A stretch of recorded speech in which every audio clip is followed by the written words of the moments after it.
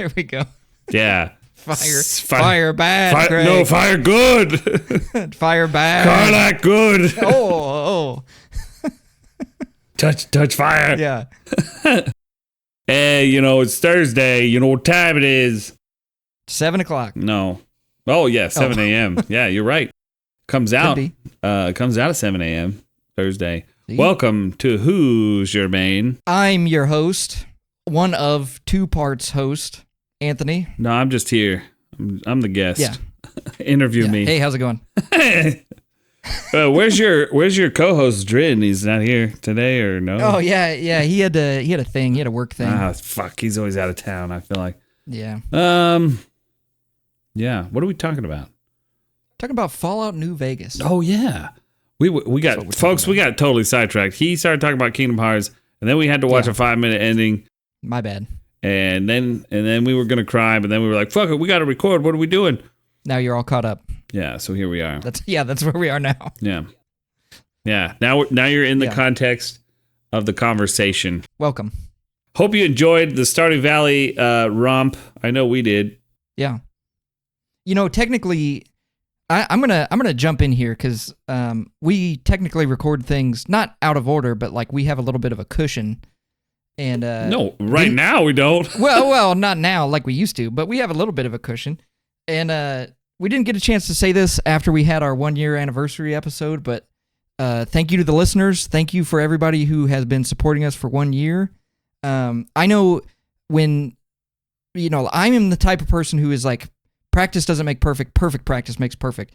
You don't release something until it's absolutely razor's edge, exactly what you want to release.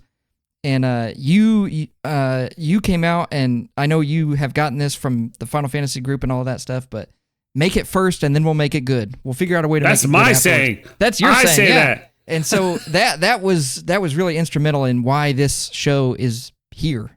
And so I didn't get a chance to say that during the 1-year anniversary, and then we had the Stardew Valley episode come out after that. But yeah, that was huge, man. 1 year of Who's Your Main.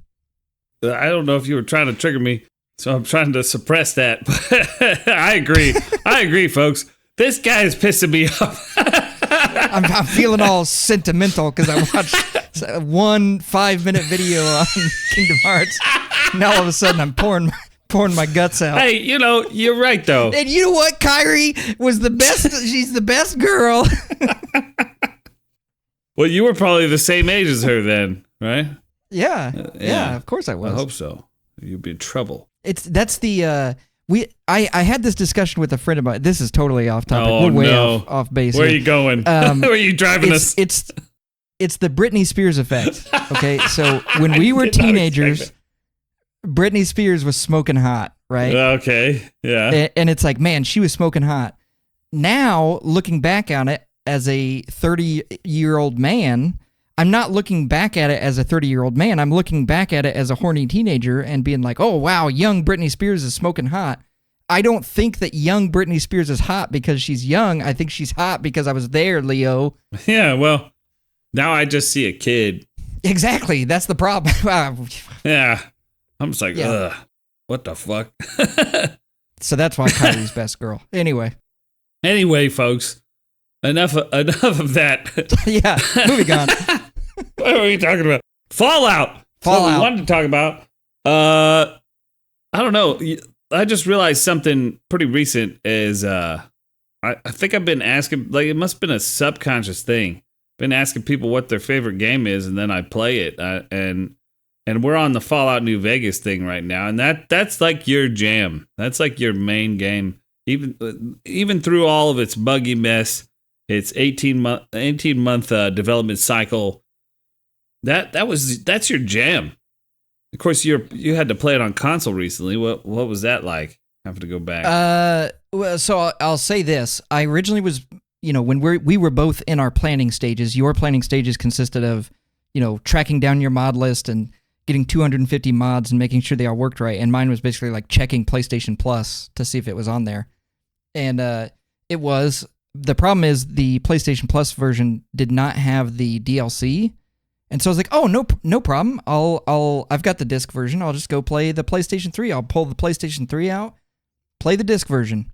PlayStation 3, you can't stream because of HDCP protection back then was different. Streaming wasn't a thing. So I couldn't stream it for you guys when I was playing. And then the other problem was there's a very notorious bug on the console version. It is, I assume, been patched out on the Steam version. No. But there's a really bad memory leak, and you get your file size above 6 megabytes. That sounds so crazy to say, but 6 megabytes is the breaking point. You can no longer play the game. And my save was right at about 5.5 when I finished, and it was borderline unplayable. So I would say 90% of my experience was incredible. It was exactly how I remembered it.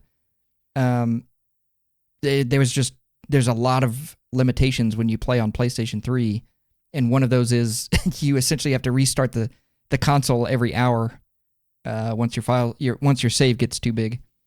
Rest assured that the PC version is also a buggy fucking mess even today.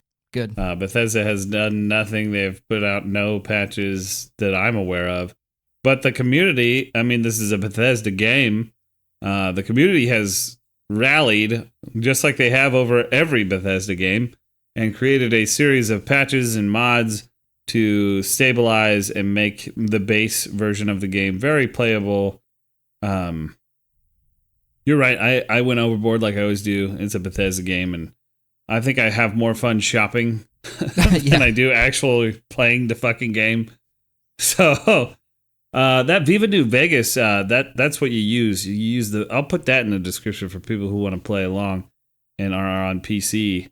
Viva New Vegas is a series of patches and community bug fixes, and just overall, just like fixing the game and making it into a playable, stable game.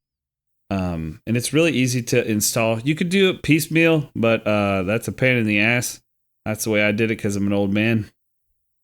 But they have this thing they call a Wabbajack installer, and you just click that, and as long as you probably have to do them one at a time if you're not a Nexus premium user, like I'm not either. So Nexus, if you want to sponsor our next episode, maybe I'll get a premium.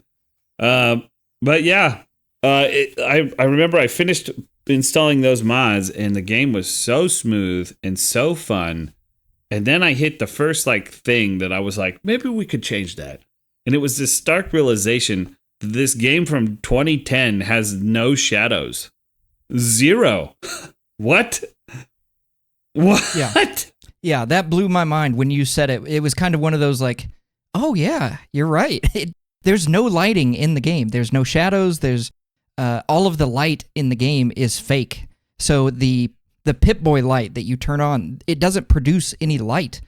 It doesn't do anything. And so literally all it does is, I think I remember seeing somewhere that the way that they tricked the game into giving you a Pip-Boy light was they essentially just put the game's skybox in your Pip-Boy, and it was yeah, that'll do it. That'll give you some light, and we'll give it a green tint.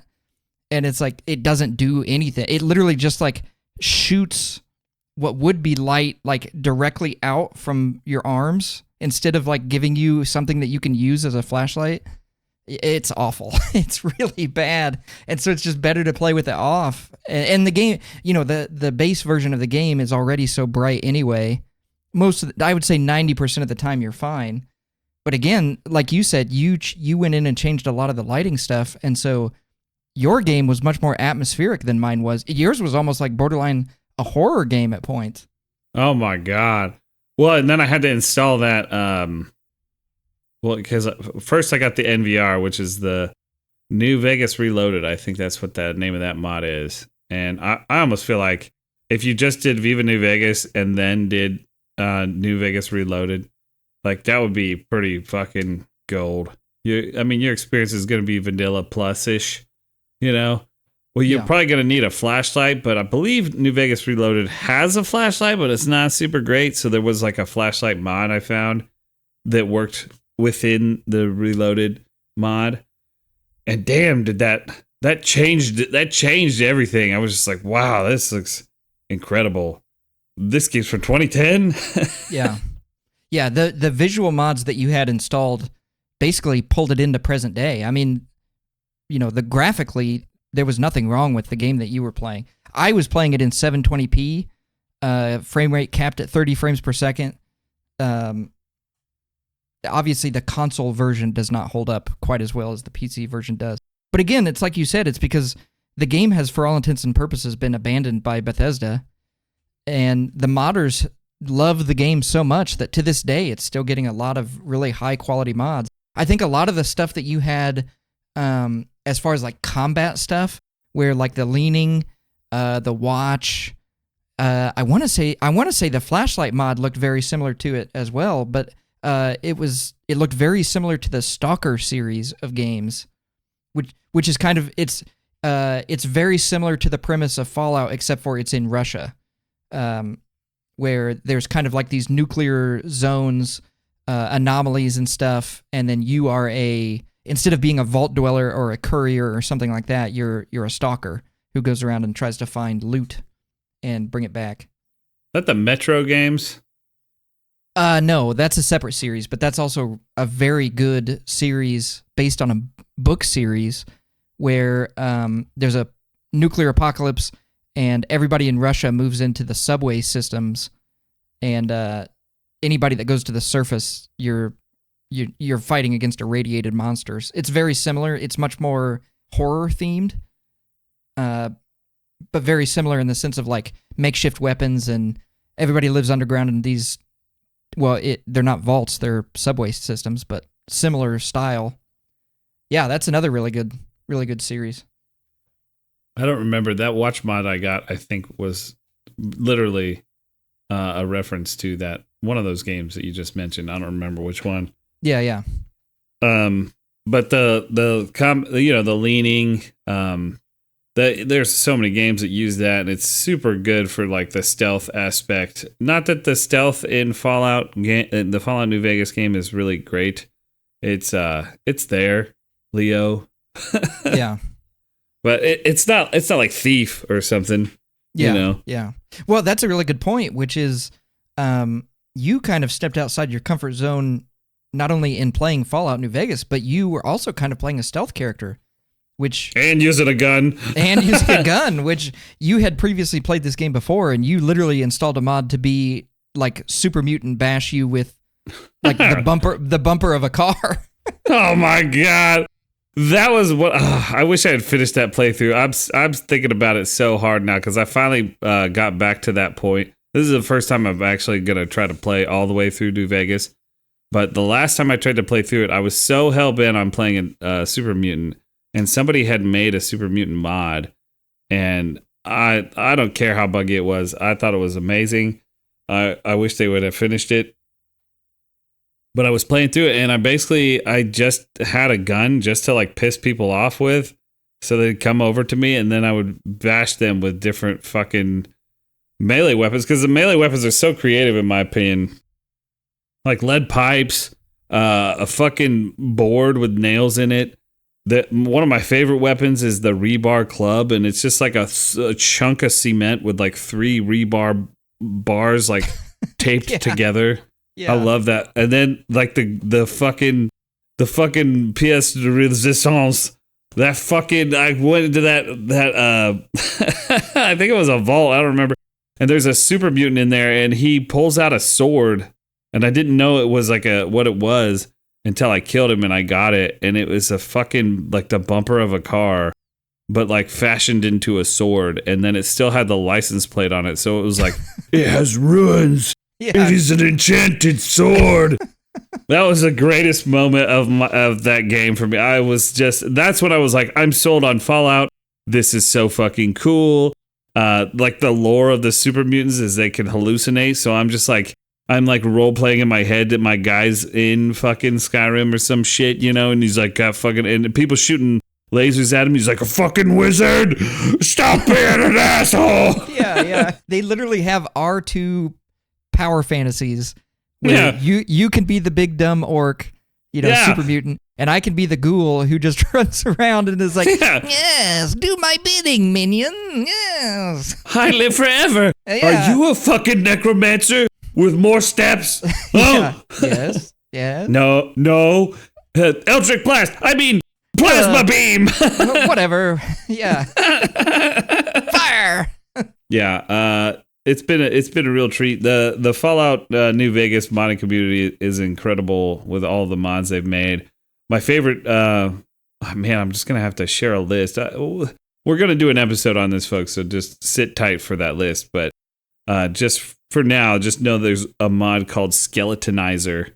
And if you're using an energy weapon, that means lasers, plasma weapons, flamer, fire weapons, that when you kill an enemy, their outside evaporates and they turn into a skeleton. But if you critical hit, they explode into ashes. It's amazing. It's an amazing mod. It's a really cool effect. Made me very jealous.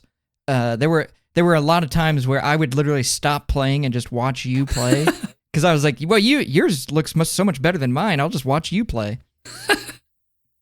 Yeah, but I'm crawling through the game. Oh my god, well, it's so. In defense, I have like combed this game front and back, and so it was like like riding an old bike, stepping into an old hat.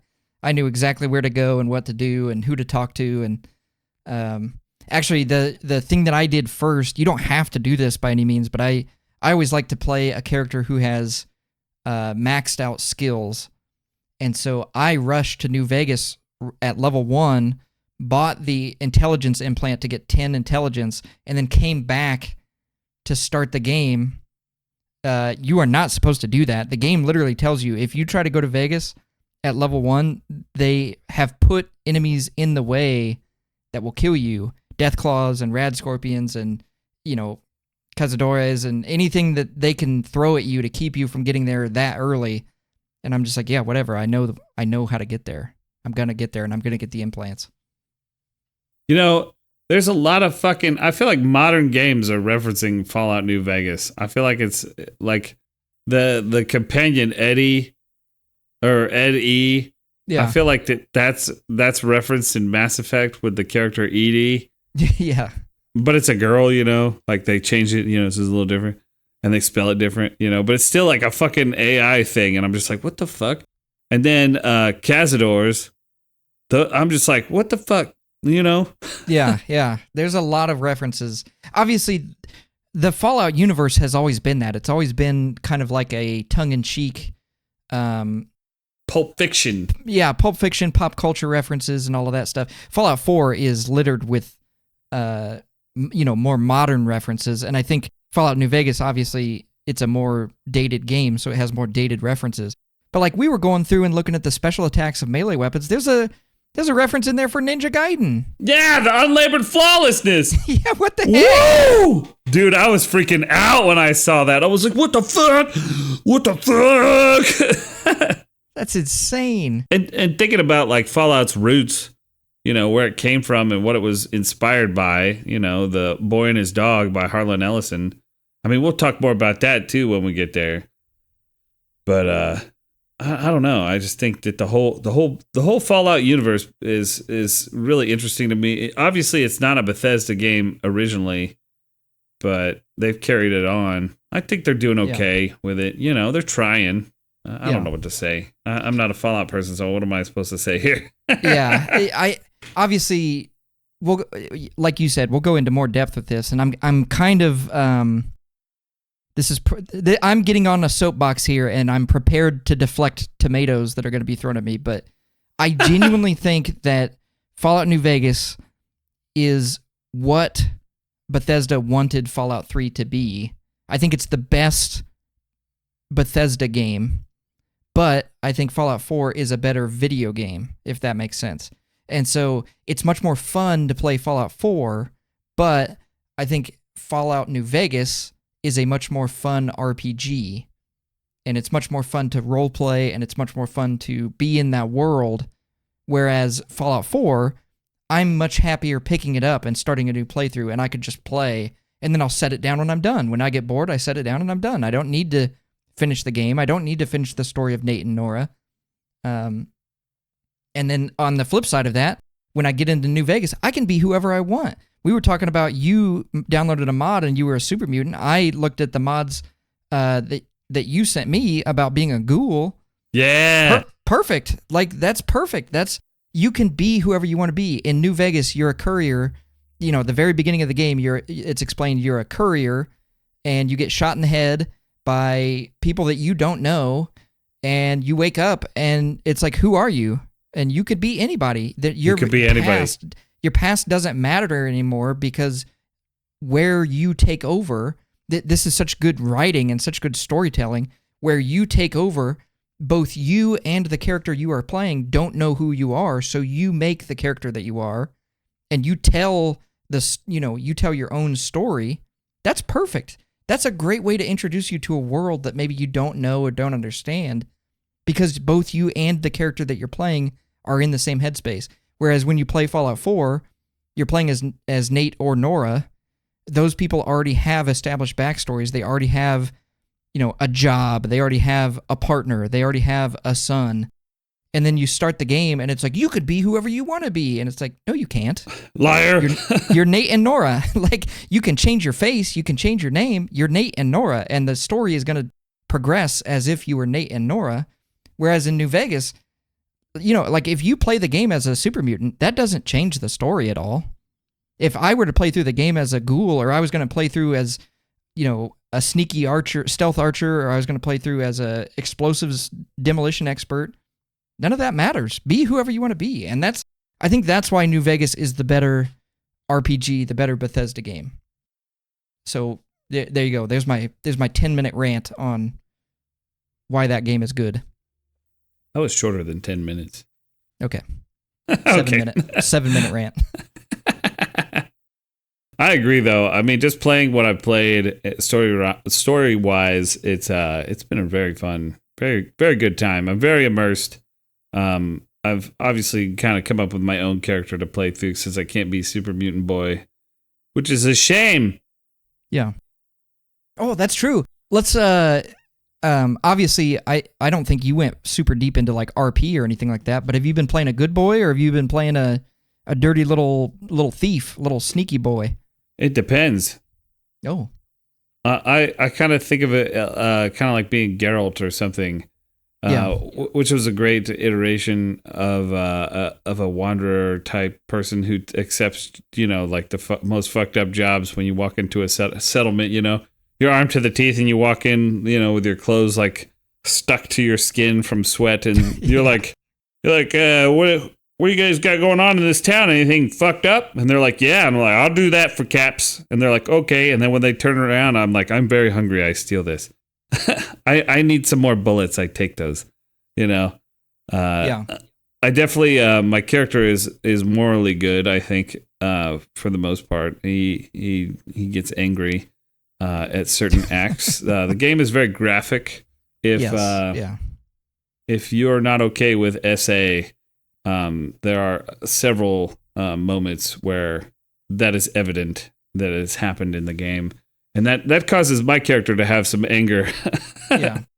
Obviously, everything is the tone of the game, the base game, I should say, the console release of the game, everything is tries to be very tongue-in-cheek, but the material is not meant for that. It's a very serious topic, and you're living in a very dangerous world, and bad people do bad things.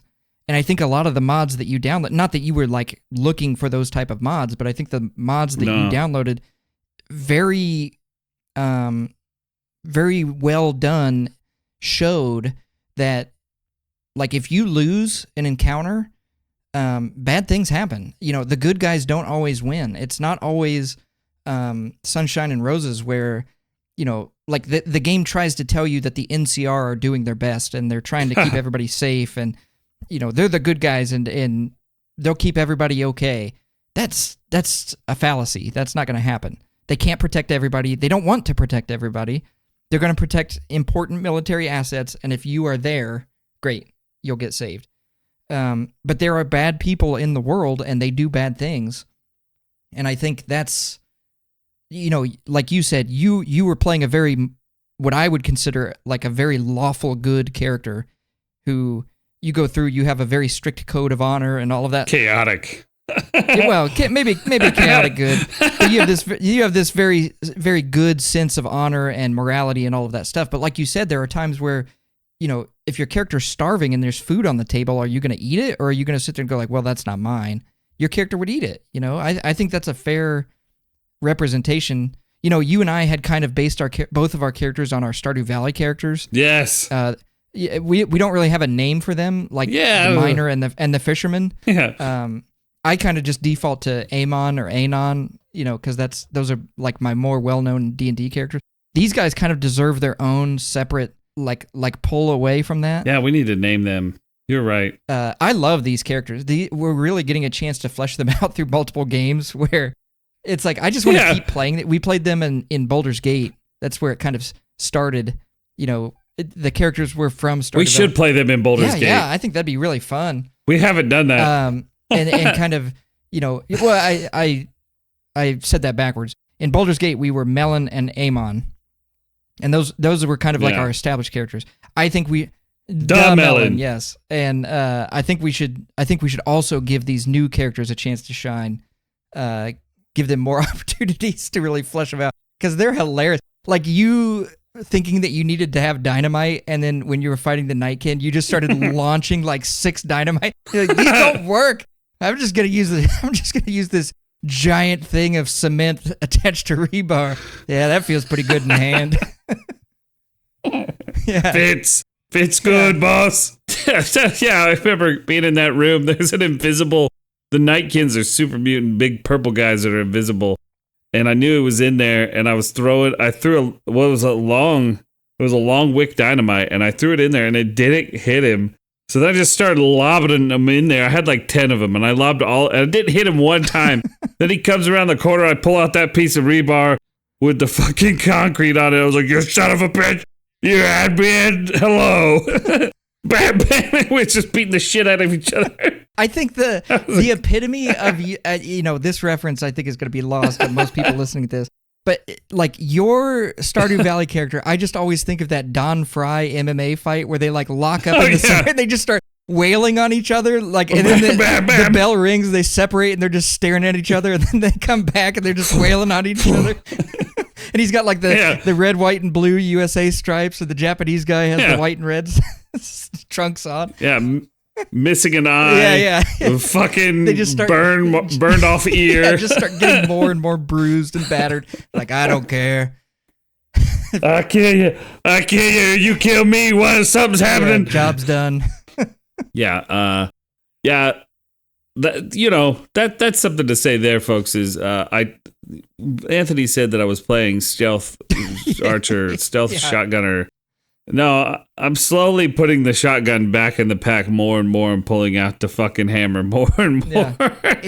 Yeah. I'm missing, boss. It's time to hit him. Don't miss when they're this close, boss. My character thinks that he hears eels yearning to him. I think your character hears the pull of the giant axe or the giant hammer in his backpack. The bonk. Wow, it must have been the wind. Huh, that's weird. Why? Thought I heard something. Why don't you hit him? Yeah, whack him. Why don't you hit him? Whack him more.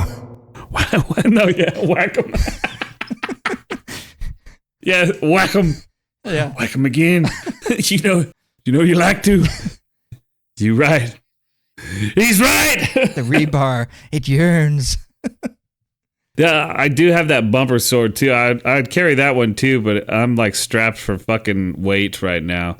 Because I built my character so that I could do everything, but really I just wanted to put intelligence at 1. Yeah. Charisma at 1. Strength all the way up. Well, we didn't even talk about that. This is kind of I don't know if this is the first time for you, but this is how I prefer to play these games, is on the hardcore survival mode. And that's been huge. Just like you have to really monitor. There's 3 big things. Well, I guess 4 big things. You really have to monitor your sleep, your food, your water, and then, your radiation. That's always kind of been there anyways, but those survival elements, I think, really takes Fallout to the next level, where you can't just go and do stuff. The one I was watching you the other night, it was like you forgot your food, And that became a big deal where it was like, do I go back? Like, do I even try to go on this dungeon if I don't have food? And it was that moment of indecision of like, shit, I don't have enough resources to do this. I love that. To me, that is what Fallout is all about, is that slow, incremental getting better and better and better until you get to the end of the game. And it's like, I have all the food I could ever want. I have all the water I could ever want. I have all the caps I could ever want. I can use any gun or weapon I want. And, the world is your oyster. But getting to that point, I think, is really awesome. And then the other thing, I don't know if you were doing this intentionally or not, one of the big prickling points that I have, fast travel. We were both kind of limiting our fast travel usage. And what we found was that we were getting so over encumbered that when we had the chance to fast travel, it was like, well, I did my time. I'm just going to fast travel because this is awful. It adds an incredible amount of time to the game when you're walking slowly over encumbered. And then I was running into this way more than you is my supply cache is back in the starting town. And that's also the best source of water because I'm playing with a series of mods that started with the director from Fallout New Vegas, Josh or Jonathan Sawyer, Jay Sawyer is what he's called. He made a mod for the game where he put all of his difficulty adjustments that he wanted to have in the original game, as well as spreading all the DLC items that you normally start with throughout the game. So you don't have any boons to start. So if you put it in hardcore mode, you don't have this canteen. And so you're talking about like slowly getting better. And like, I have all the water I ever want. I can't carry it all. And I'm getting further and further away. And I'm needing to carry more and more water because I'm so much farther from where I started. And like, I'm starting to be like, do I start making loot caches around the wasteland that have like 10 water in case I run out of water so I don't have to go all the way back to Good Springs to get water? Like, it's insane. Yeah. And that's so that was what I was debating today when I was playing. I was just like, fuck my water. I'm so obsessed with this play style, by the way. A survival play style in this kind of a game feels incredibly fun. Like having to manage all that. Like you said, I was in that dungeon and I realized I left all my fucking gecko steaks back at the fucking base. And I was like, fuck, I was going to use those. Those are also kind of my healing item. So I was like, fuck, do I keep going? And I kind of pushed a little bit further and I found a fridge and there was some food in there. And I was like, we can go a little further. And then I found some more food and I was like, we can go a little further. But it was like the food I was finding it gave me food poisoning because that's the other mod that I have running is you can pick up all these fucking diseases from stuff if you're not careful. Like if you drink bad water, you could get worms. And it gives you a series of debuffs. It's not like it changes how your character moves. That would be incredible too, I realized. I was like, fuck, I think that would be fucking cool. Like, fuck me.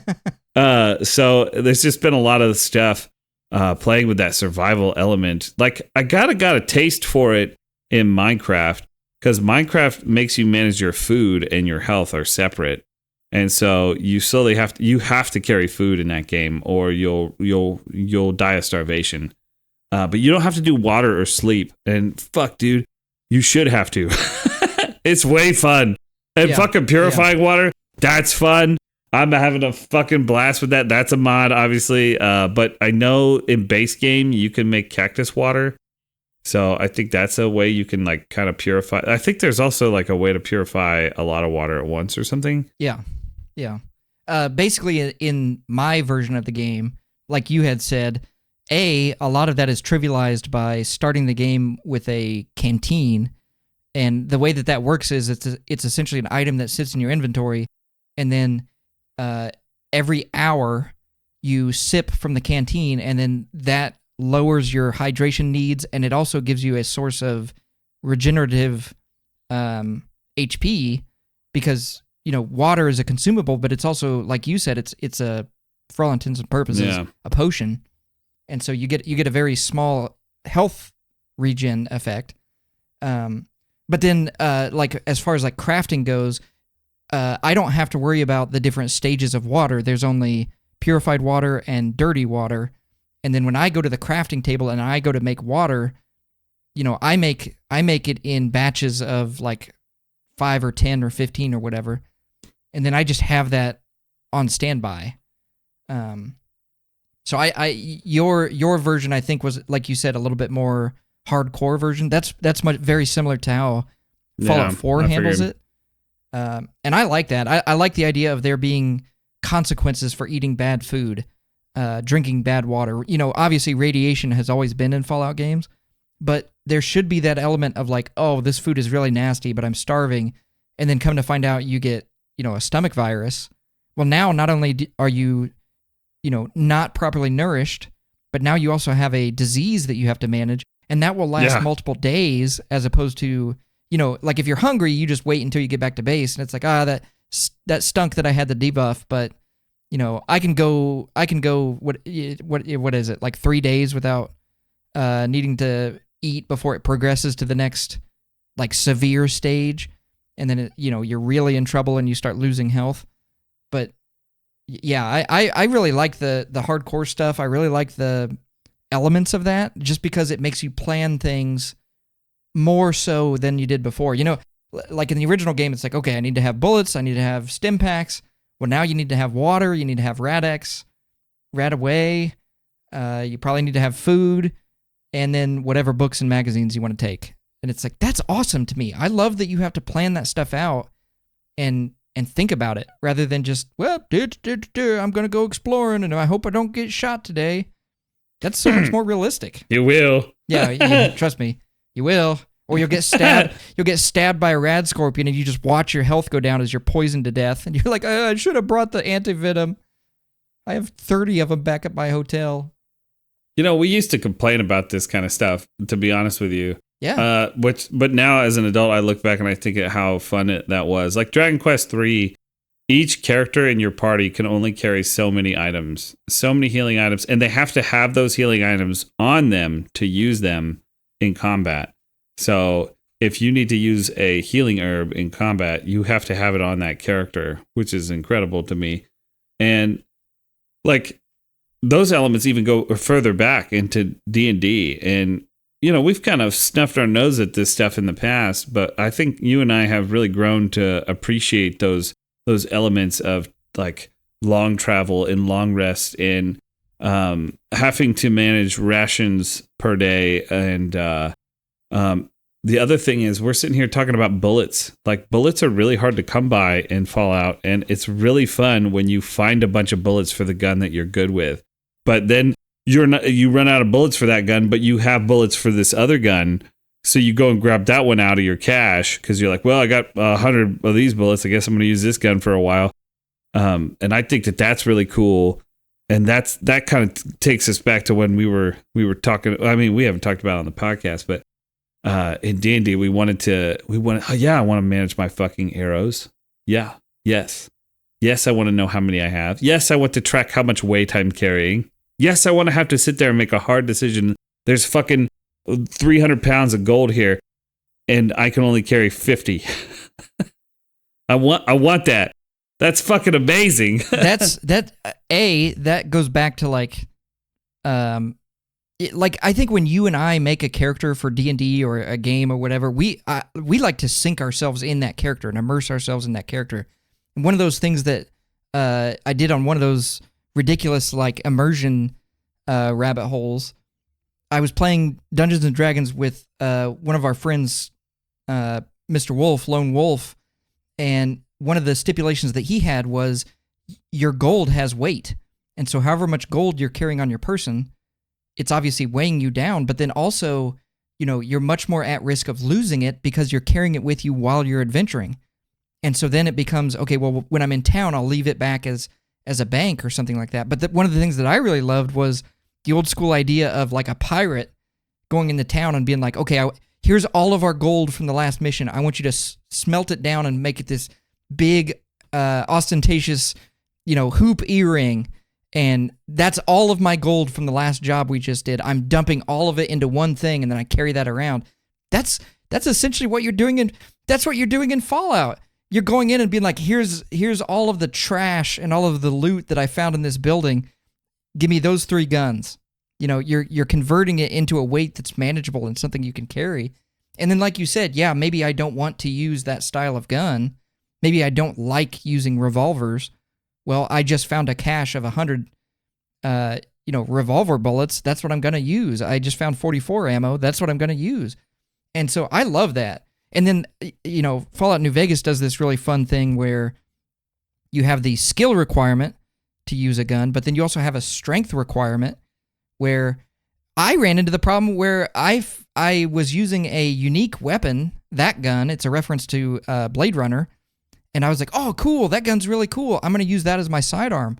Well, I wasn't strong enough to use it, and so the recoil was just completely unusable for me. And I was much more of a sniper character, long range engagement range. And so that gun became unusable to me. And I thought that was so cool, where the game wasn't saying like, oh, you can't afford it, or oh, sorry, you don't have proficiency with that weapon. It was literally saying like, this gun is just too fucking heavy. You can't wield it. Use something else. And it was like, okay, well then I'll go back to my, my energy weapons that only have a strength requirement of 2. It's like, there we go. That's my wheelhouse. I love that though. I love that because it shapes your character. Yeah. Like you're shaped by your decisions. Like you want to be able to use this, so you're going to have to get your character stronger to be able to use that. And I love those elements. Talking about the gold having weight, of course, caps don't have any weight, but they don't have any weight in Dragon Quest 3. I'm referencing that a lot tonight because we were talking about it earlier, or today. But like you could carry all your gold on you, but if you get killed, you lose like more than half of it. So you're encouraged to leave it in the bank. Of course, if you're like me and you get killed in a game like that, you just reload your last save, because I don't mind having to replay 2 or 3 hours of fucking gameplay. I like playing games. Yeah. No, yeah. Don't threaten me with a good time of having to replay everything with the knowledge that I have now.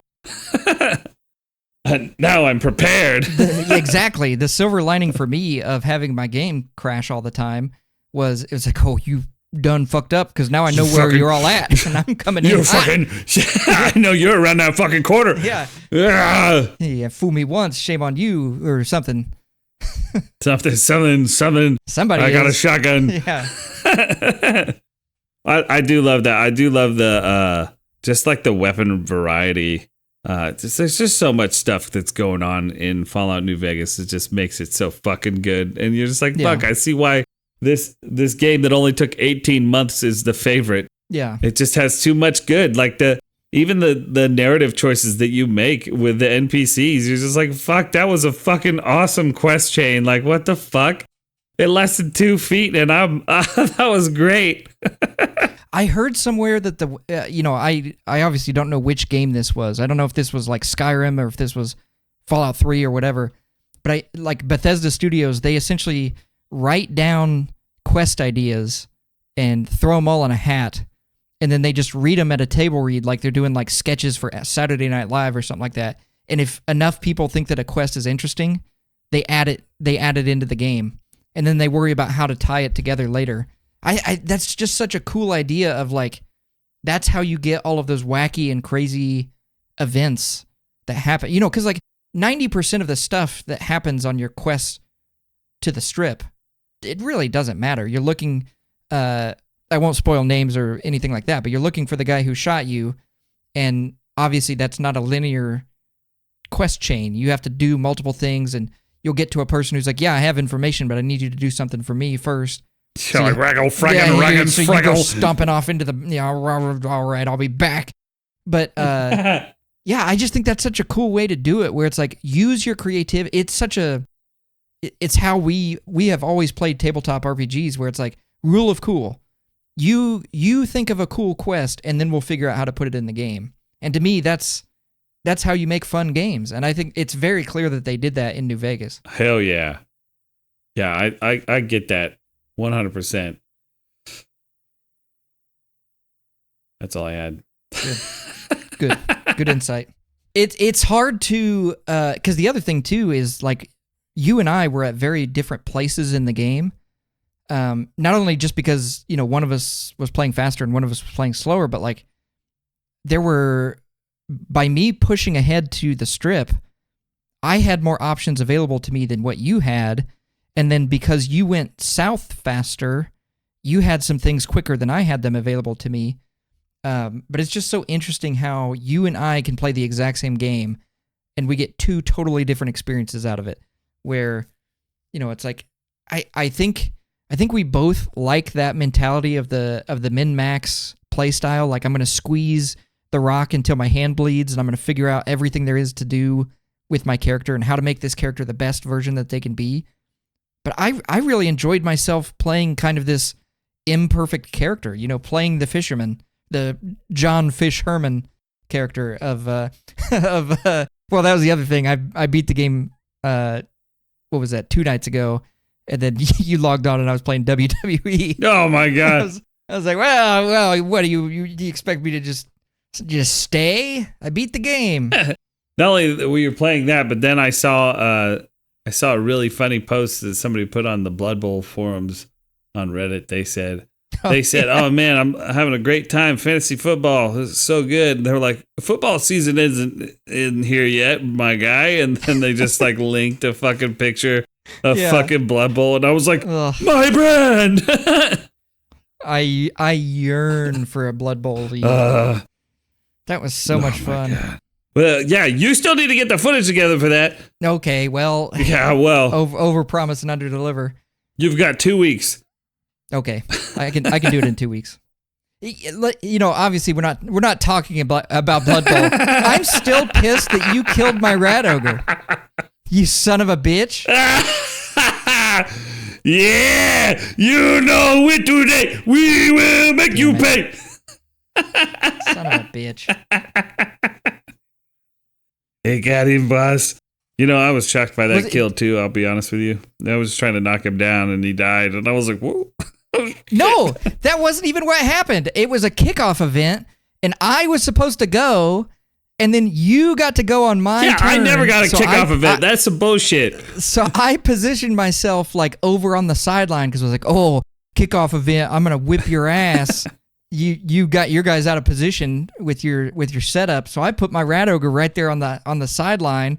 Kickoff event, you get to go instead of me, and then you just moved 4 dudes over, boxed him in, and then kicked him out of bounds and killed him. We didn't know we were gonna kill him.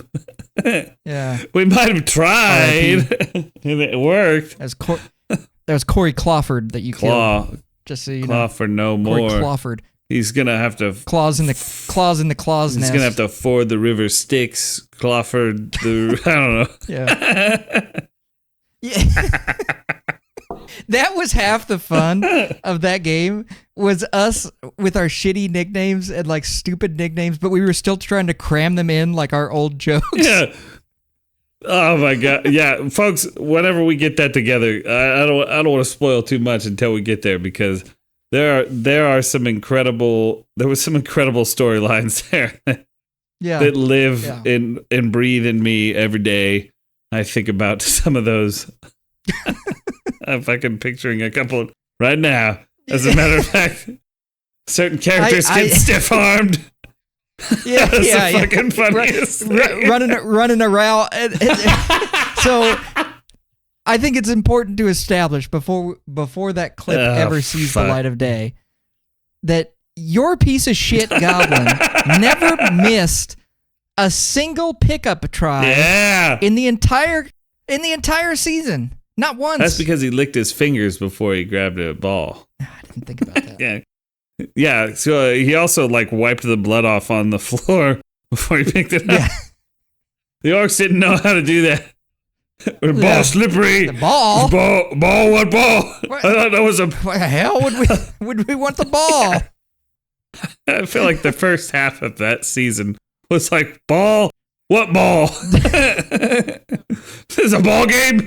The first time my Nurgle team played your orc team, we lined, like, keep in mind, you're supposed to line up in formations, like football formations. We lined up like it was the Revolutionary War and was just like pointing at the line. We were like, get on the line, boys. Right here. We're going to fight. No plays. No plays, no ball. I'm pretty sure the ball got kicked and landed somewhere behind us, and we were just run. Don't care. We fight. Today we fight. Bryce just so fucking pissed off at Get the ball. He was like, "Are you guys gonna play the game or what?" Nah. What do you mean? We are playing. Well, we hope that footage is ready for you in 2 weeks. 2 weeks. As for now, I want to go and play more Fallout New Vegas in preparation, even though this episode was brought to you by Fallout New Vegas. We will. And I want to go play WWE. Yeah, I want to hear the ding, ding, ding in my head. Yeah. Is that Battleship Brittany out here? By God, it is. By God, it is. She broke her in half. As God is my witness, she broke her in half. Do you think we can put that together next week for the folks? Is a wrestling episode? Think we have time to get some footage and record something? Yeah, okay, folks. We'll share with you our brain rot next week, hopefully. Yeah. Hopefully, no promises. This is Hoosier Maine. We tell you we're going to do something, and then you don't see it for a year, So No. This is different. Okay. Well, all right. See ya.